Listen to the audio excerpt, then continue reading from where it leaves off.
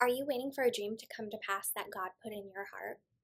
Maybe it's a new dream, or maybe you've been waiting a long time. In my last video, I shared a testimony about how God gave me my dream house that seemed impossible to get in the natural. You can watch that here for more encouragement. And in this video, I want to share with you what He taught me to do in that waiting period before my dream came to pass. So my ex-husband and we had to file for bankruptcy and had to wait 3 years until we could buy another house. The last year of that 3 year period was very difficult. While I was grateful that we got to rent a nice home in a nice neighborhood, a few months after we moved in, we found out that the people who lived across the street and made friends with us were actually the owners. And it kind of felt like a little bit of a betrayal, especially after we found out that they had been into our house without our permission when we were not home. So after a few months of complaining to God and grumbling about this, He told me I needed to adjust my attitude.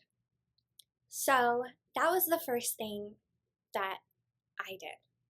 Now, I don't know what your dream is, and maybe you're in a situation that you're unhappy about, and there's stuff going on that is uncomfortable for you, it's hard, and it's really easy to complain about while you're waiting for your dream to happen.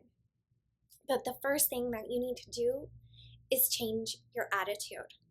God told me to change my attitude from a complaining one to an attitude of gratitude. Be grateful for where I was in that season. Even if things were uncomfortable around, in my home, there was so much to be grateful for. Be grateful for my boys. Be grateful for the nice home that I did live in and the nice neighborhood I lived in. Be grateful that I was going to be able to buy a house. Be grateful for my church and my friends. Have an attitude of gratitude. The second thing that God told me to do was start praying for my house. Not just asking Him to give me a new house, but asking Him to align everything that needed to be aligned in order for me not only to find my house, but to be able to get my house.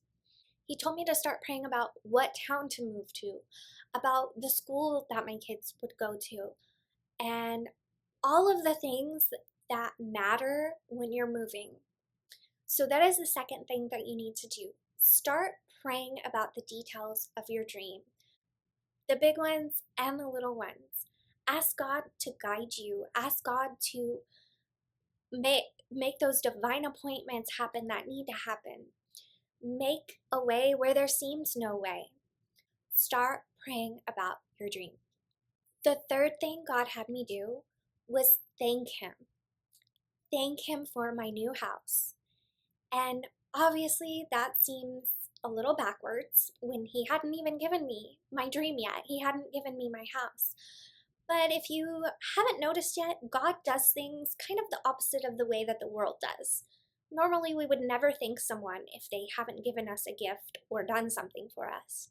But with God, when we thank Him before we receive our blessing, before we receive our healing, before we receive our breakthrough, and before we receive our dream, it shows Him that we have faith in Him, not in our own power, but in Him, that He is going to make it happen. The fourth thing God told me to do was prepare for my dream.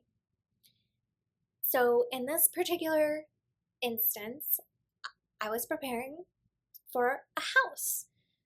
And I knew that we were going to be moving to a new town, but I didn't know which one. We kind of knew the area.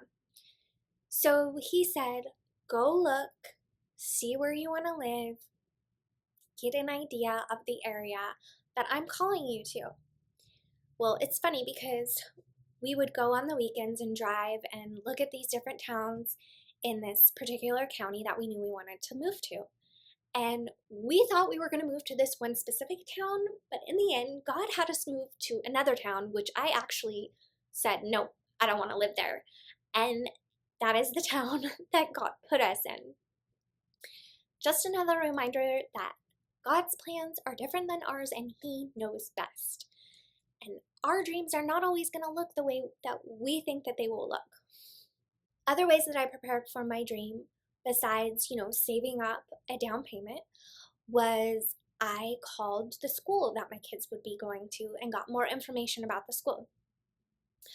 At the time, I was going to a Calvary Chapel church, and they actually had a Calvary Chapel in the town I was moving to. But before I could call that church, a friend of mine called them for me and found out about their services, what programs they offer, and ways that we could get involved to serve. So different things like that. So the fourth thing you need to do is prepare for your dream. Now this last one is a bonus. So when you're waiting for your dream to come to pass, there without a doubt will come a time where you will feel discouraged. You will think this is not going to happen. Is this really from God? Because this seems impossible. And if you're like me, you will sit there and try and figure out in your head how to make this happen, how to make it work. Figure out the logistics. Well, maybe if I do this, or maybe if I pray and ask God to do this, then this will happen, and just all of these things. Well, when I was waiting for my house, I was doing this, and I actually cried out to God, and I'm like, this just doesn't seem possible. Like, how are you even going to do this? Do you know what He told me? He basically told me to mind my own business. He told me, it is none of your business how I am going to do it. Your job is to prepare. Your job is to pray. Your job is to do whatever I tell you to do to prepare. Your job is to have faith. It is none of your business how I'm going to make it happen. So just chill. Yeah, that's what God said to me. So when that time comes, and it'll probably come more than once, when the enemy is making you doubt this dream, doubt that it can happen, you need to remind yourself, well, first of all, you need to tell him to shut up. Then you need to remind yourself to mind your own business. It is none of your business how God is going to make your dream happen. His ways are higher than our ways. He can do above and beyond anything we can ever think, dream, or imagine. So don't let what you see in the natural limit your dreams. All right, so I hope these tips have helped you. I encourage you, stay strong. Don't let the enemy take your eyes off of what God can do and what God will do.